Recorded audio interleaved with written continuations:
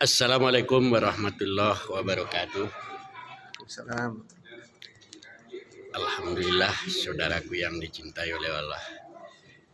Pada siang pada sholat Jumat ya, saya diberi karunia yang besar oleh Allah untuk menambah-nambah ilmu sekalian untuk mencerahkan berbagai hal dengan yang berhak tentang itu, yaitu Ustadz kita, Ustadz Ulyadi. Ya Ustadz ya. Nah, mungkin sebelumnya kita mintalah beliau sedikit memperkenalkan diri beliau. Assalamualaikum warahmatullahi wabarakatuh. Saya Ulyadi, asal dari Nagari Simaraso, Baso ya, Agam. di Agam. Kemudian lahir tahun 79. Sekarang aktivitas sebagai dosen di Sekolah Tinggi Ekonomi Islam Al-Salah. Pendidikan dahulu di Universitas Al-Azhar. Sampai S3 Ustadz? S3 masih proses. Masih proses. Sedang. S3-nya di mana? Hadis Al-Azhar. Oh, jadi berarti sedang buat tesis lah ya, semacam tesis, disertasi. Mudah-mudahan masih bisa dikejar. Luar biasa. Ustadz udah keluarga ya? Sudah. Udah. Berapa orang anak? 6 orang. 6 orang. Ya. Mudah-mudahan menjadi anak-anak yang soleh semua ya. Amin. Anak-anak yang menjadi ustadz lah nanti untuk membela agama Allah Subhanahu Wa Taala. Ustadz, kalau boleh saya mau tanya sedikit Ustadz. Sekarang kan ada polemik, yaitu tentang seni ya. Seni di dalam Islam. Mungkin kesempatan bagi Ustadz menjelaskan sehingga kegalauan masyarakat terhadap seni itu terjawab lah. Ini Ustadz ya. Bismillahirrahmanirrahim. Pertama sekali tentu khususnya masalah musik nih. Iya. Yang harus kita ingat sebelumnya bahwa masalah ini memang masalah khilafiyah. Khilafiyah ya. Ya, ada perbedaan pendapat di kalangan ulama. Artinya ada yang membolehkan dan ada yang tidak membolehkan. Masing-masing punya dalil. Punya dalil. Ya. Jadi kalau sudah masalahnya itu khilafiyah, ya berlakulah kaidah la inkara fil masail khilafiyah. Kita tidak boleh mengingkari orang dalam masalah khilafiyah. Ya, kalau dalam masalah khilafiyah masing-masing mengamalkan sesuai dengan keyakinannya, sesuai dengan pendapatnya. Nah, kecuali kalau memang sudah ada masalah yang sudah prinsipil, yang sudah daruri, al-ma'lum fid din bil darurah, yang sudah jelas-jelas, nah itu baru tidak boleh ada khilafiyah di situ. Iya. Jadi terkait dengan masalah musik tentu dua pendapat ya, ada 3 pendapat lah. Tiga pendapat. Ada yang membolehkan, ada yang mengharamkan secara mutlak, ada yang membolehkan secara mutlak, dan ada yang membolehkan secara bersyarat. Nah, 3 itu. Jadi kalau yang membolehkan secara mutlak, maka mereka menafsirkan ayat ataupun hadis-hadis yang menyatakan pengharaman terhadap terhadap musik itu. Ini yang mengharamkan ya, itu maksudnya adalah memang alat musik semuanya. Iya. Nah, sementara yang mengatakan bahwa musik itu boleh, itu mereka menafsirkan musik yang disertai dengan amalan-amalan yang tidak sesuai dengan ajaran Islam. Kenapa menurut pendapat yang membolehkan ini? Karena fitrah manusia itu kan suka dengan yang indah-indah, baik dalam penglihatan ataupun dalam pendengaran. Nah, itu fitrah manusia suka seperti itu.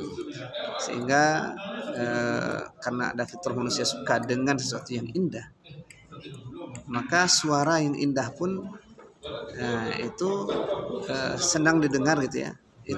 Itu merupakan bahagian dari realita lah, realita alam, naluri kita. manusia, naluri manusia. Nah, itu yang mengatakan boleh. Namun sekali lagi tentu pembahasan ini tidak bisa kita uraikan panjang lebar ya, karena sudah ada banyak sekali ulama membahas. Ya. Nah, tentu bagi kita orang awam, kita yang orang awam ini tidak perlu harus kemudian larut dalam perdebatan-perdebatan, apalagi saling menghujat, kemudian apalagi saling sampai pada tingkat mengkafirkan. Nah, ini sangat berbahaya. Ya, kalau mengkafirkan itu kan sudah ada dhawabit, ya, ada kaidah-kaidahnya.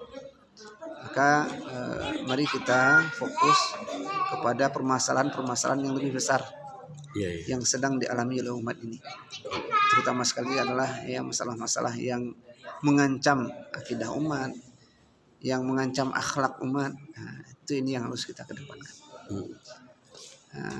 Jadi itu mungkin tanggapan ya terkait dengan permasalahan musik secara umum. Saya ketika masih kecil dulu ada mendapat sebuah buku tipis. Apakah diterbitkan oleh PT Bulan Bintang waktu itu atau Dewan Dakwah, tapi intinya ada perdebatan, ada ulasan-ulasan tentang hal itu. Tetapi kesimpulannya seni itu tergantung ke beberapa hal, diantaranya masalah syairnya, apakah syairnya itu Islami atau tidak, atau juga cara menampilkan dan sebagainya, pakaiannya dan seterusnya. Nah, terkait dengan seni suara ini saja, musik ya, gimana menurut Ustadz kalau seni suara itu atau lagu, bagaimana yang memang tidak Islami kan? Ya. Jadi kalau lagu ataupun musik yang kontennya mengandung kemungkaran, ulama sepakat tidak boleh. Tidak boleh ya. Apakah mengandung kemusyrikan atau mengajak kepada kejahatan atau mengajak kepada kata-kata kotor, nah itu jelas tidak boleh. Tidak boleh ya. Atau yang mengundang orang untuk berkemaksiatan, itu jelas tidak boleh. Sepakat ulama. Nah, jadi juga ya terus lanjut. Juga musik yang diiringi dengan perilaku-perilaku yang bertentangan dengan syariat. Apakah itu minum-minum khamar, apakah di situ ada perzinahan ataupun pergaulan bebas. Nah, itu jelas sepakat ulama tidak boleh. Ya, sepakat ya. Yang ada perbedaan itu adalah ketika kontennya itu adalah baik, ya, kemudian diiringi dengan alat musik, apakah petik ataupun misalnya gesek, itu yang menjadi perdebatan. Dalam ijtihad namanya. Nah, itu masalah ijtihadiyah. Nah, itu masing-masing berhak sesuai dengan pandangan masing-masing. Yang jelas begini, karena ada orang yang mengatakan, ulama mengatakan begini, suara burung di pagi hari, nah, ketika dia melantunkan suara yang indah, itu termasuk musik tidak? Ini kembali juga kepada definisi musik. Iya. Nah, kalau seandainya suara burung ini dianggap musik, ya, nah berarti kan tentu termasuk diharamkan jadi. Nggak boleh dengar burung lagi ya. Dengar burung. Kalau seandainya dianggap musik, maka harus kita sepakati dulu apa yang dimaksud dengan musik ini. Nah, apakah suara yang dibuat-buat? Nah, misalkan kita berbicara ini ada juga diiramakan, terkadang ya.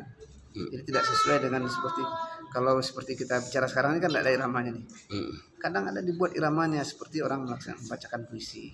Nah, itu yang disebut dengan syair itu kan. Nah, apakah mengiramakannya sampai pada tingkat menimbulkan suara ini juga termasuk pada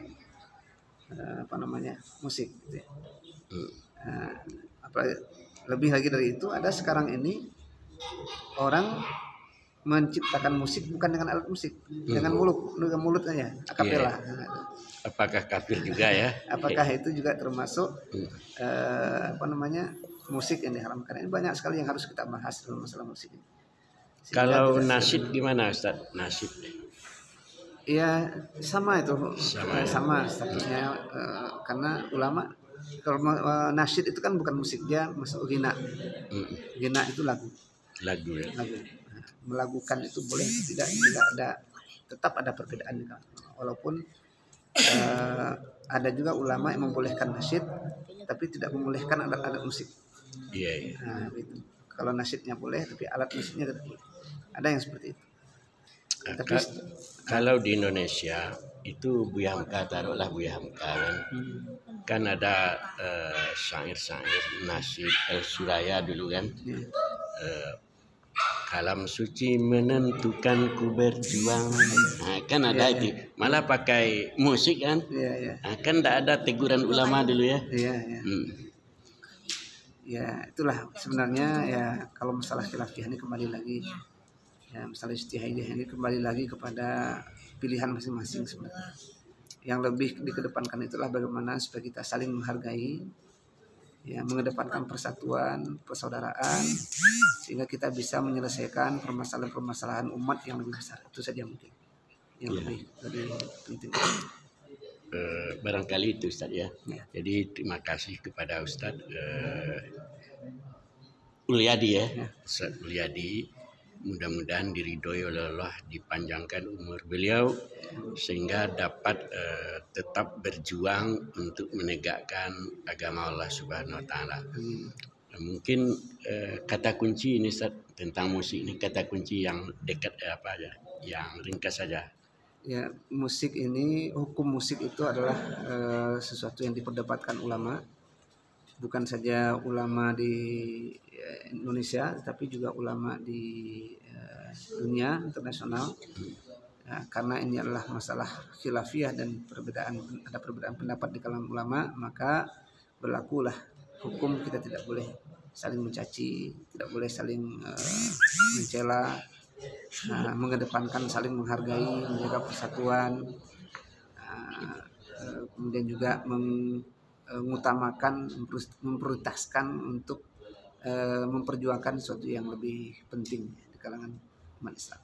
Ya, terima kasih Ustaz Ul. Nah, ini kata kuncinya sudah beliau sampaikan, bahwa karena itu adalah masalah khilafiyah, kita saling bertoleransi. Itu intinya saja.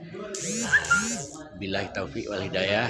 Wassalamualaikum warahmatullahi wabarakatuh. Waalaikumsalam warahmatullahi wabarakatuh.